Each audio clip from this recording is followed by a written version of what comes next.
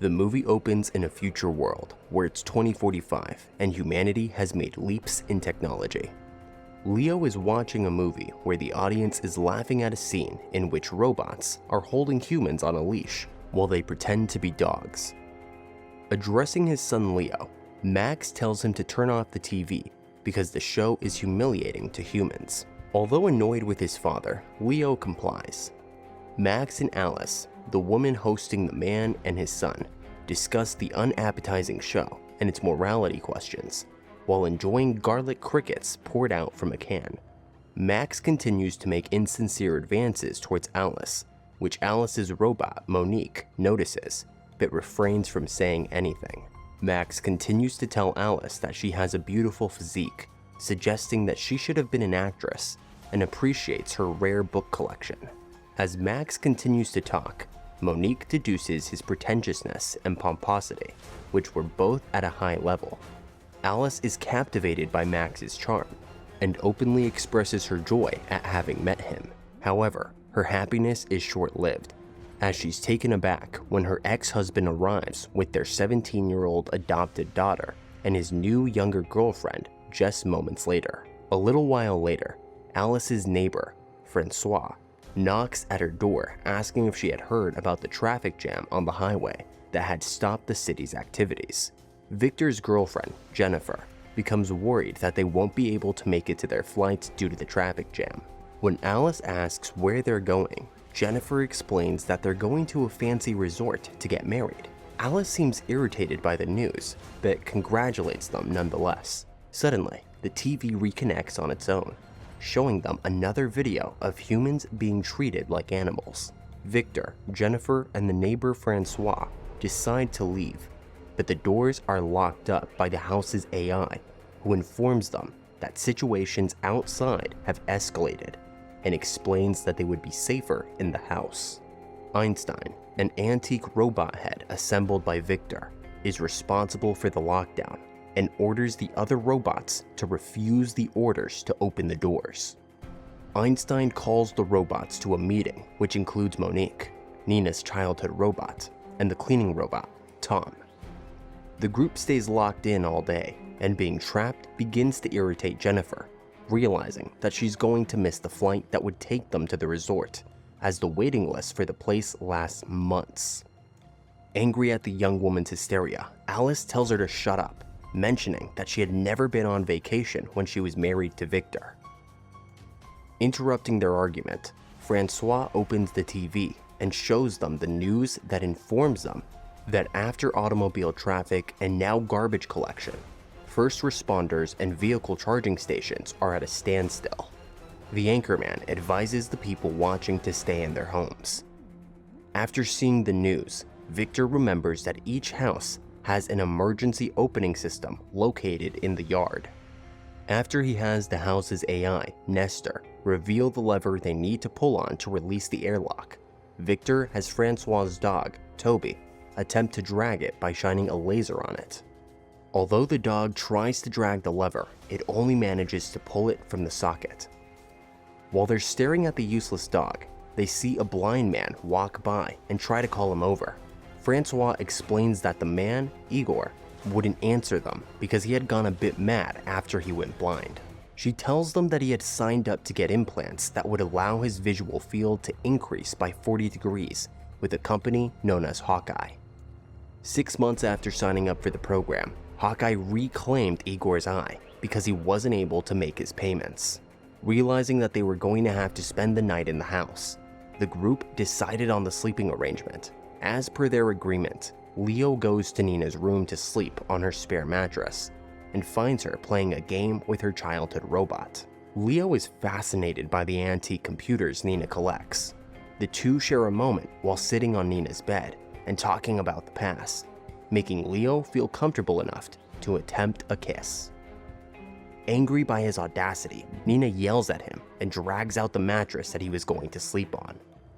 As they all gather around the window, Victor's car is about to smash through the window when Francois's dog, Toby, gets in the way, causing its systems to recognize the living organism and flip on its side. Suddenly, they see Francois's sports robot, Gary, who seems to have sustained some damage. He explains that Francois's house was attacked by Yonyx, who damaged him and killed her dog.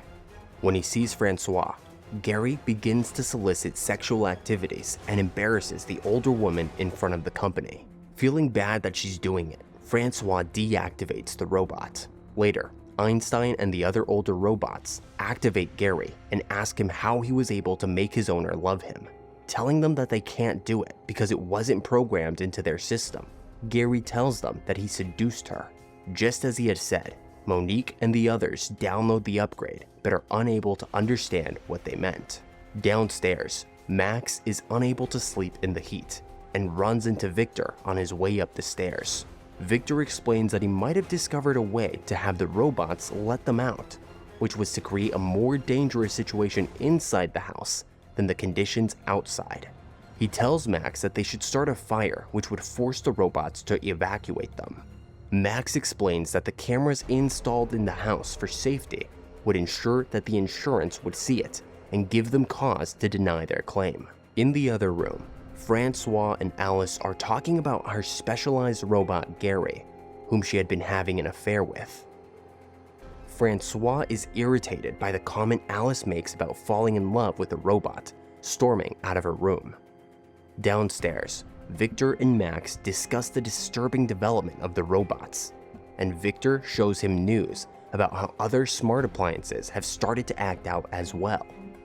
A few minutes later, Alice appears in her lingerie, indicating what she wants to do with Max. Annoyed by the spectacle, Victor tells her goodnight and goes back to his room. The following day, as the group is having breakfast, they're shocked by a new ad on the TV showing Yonyx advertising human foie gras, a meal normally made from duck liver.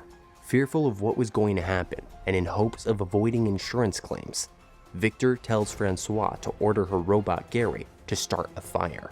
After breakfast, Francois goes down to the basement and wakes up her robot. She then tells it to wait until nightfall and find papers on Alice's desk, ordering him to use them to start a fire. Although he tries to tell her that other robots will try to stop him, she assures him that she will handle it.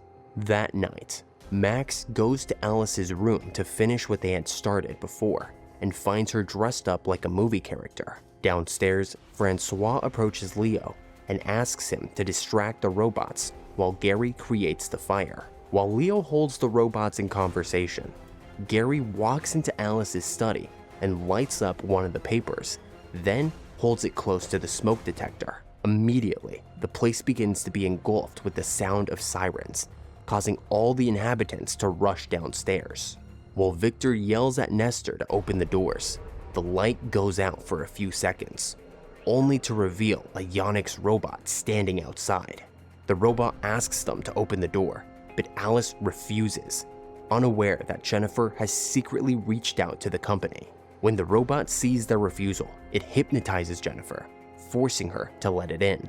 Once inside, it terminates Nina's childhood robot, and then burns down some of Alice's books after informing them that she had exceeded the limited number. Amidst the destruction, Gary appears in hopes of stopping the Yonyx robot, but it's too advanced for him and drills a hole in his head with its laser. As Gary's function deteriorates, he makes Francois promise to repair him, revealing that he has recorded their intimate conversations. After Gary is decommissioned, the robot informs them that they will be charged for conspiring to attack a Yonyx agent. It then addresses Alice, accusing her of possessing subversive literature and stating that she will need to undergo a test to assess her compatibility with the emerging society. After evaluating her, the robot decides that she's hostile and informs her that it will be doing more exams. Seeing their owner in distress, the other house robots band together to help Alice and ask her to bring them a mirror.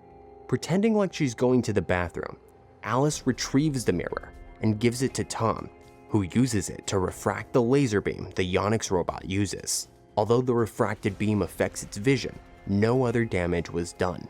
Yonyx robot decides that they're all conspirators, telling them that they could go to prison for 20 years. While it does more assessments, they ask the robot to activate the AC